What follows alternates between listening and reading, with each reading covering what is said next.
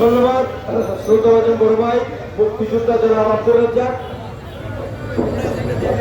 আমাদের মধ্যে দেখতে পাচ্ছি উপস্থিত হয়েছেন বিশিষ্ট ক্রীড়া সংগঠক, ক্রীড়া সাংবাদিক, শ্রদ্ধাভাজন বড় ভাই জনাব প্রত্যুষা মহোদয়।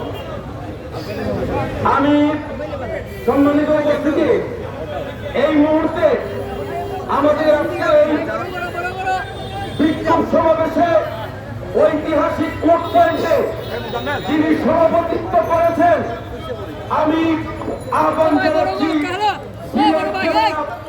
বাস মিনিবাস শ্রমিক ইউনিয়নের নির্বাচিত সভাপতি এবং সিলেট বিভাগীয় সভাপতি, আজকের সভার সভাপতি জনাব মইনুল হোসেনকে উনার মূল্যবান বক্তব্য রাখার জন্য।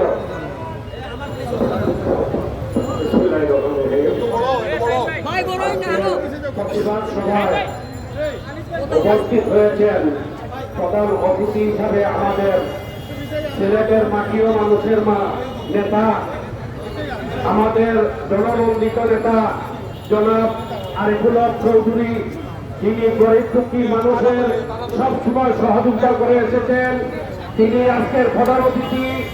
উপস্থিত রয়েছেন রাজনীতির অনেক নেতৃবৃন্দ, অসংখ্য নেতৃবৃন্দ উপস্থিত রয়েছেন, সিলেটের সকল মালিক সমিতির নেতৃবৃন্দ উপস্থিত রয়েছেন, সিলেটের বিভিন্ন বেসিক ইউনিয়ন নেতৃবৃন্দ উপস্থিত রয়েছেন, সংগ্রামী শ্রমিক ভাইরা, আসসালামু আলাইকুম।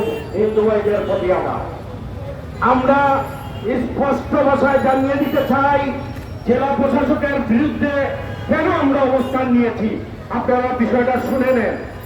জেলা প্রশাসক বিভিন্ন অনিয়ম করে আসতেছেন, যে অনিয়ম উনি আসার পর থেকে আমাদের আরটিসির সভা করতেছেন না, সিলেটের ফাটল বাড়ি বন্ধ করে রেখেছেন, সিলেটের খাসা মিলগুলো ব্যাঙ্গে চুরমার করে দিয়ে গরিবদের ফেলে রাখি দিয়েছেন, ইটের বাট্টা বন্ধ করে দিয়েছেন, আমাদের ট্রাকের শ্রমিকদেরকে জায়গায় জায়গায় আজকে হয়রানি করতেছে।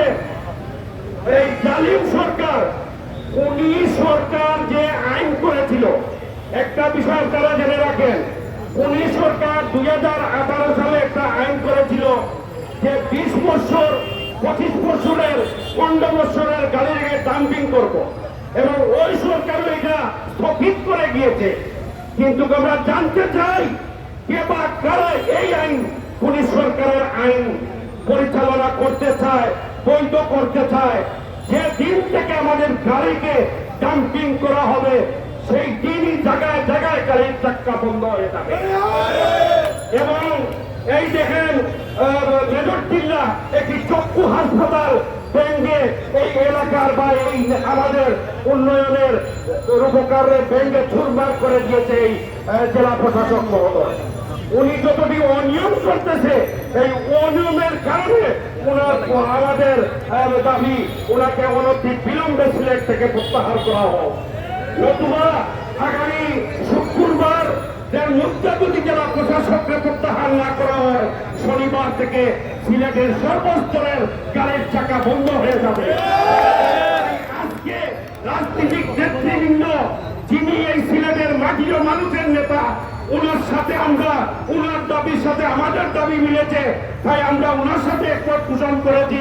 আমি সবিনয় অনুরোধ করবো আরিফুল হক চৌধুরীকে আমাদের শনিবারের কর্মসূচিকে সমর্থন করে রাজনীতিক নেতৃবৃন্দ সহ জেলা প্রশাসক পরিবর্তন বদলি না হলে তার বিরুদ্ধে আন্দোলন তোলার জন্য সংগ্রাম তুলে আমাদেরকে সহযোগিতা করার অনুরোধ জানিয়ে বিদায় দিচ্ছি। সবাই ভালো থাকেন, সুস্থ থাকেন। জয় হোক দেশের মানুষের, জয় হোক প্রেমতী ভূমিকে। আসসালামু আলাইকুম।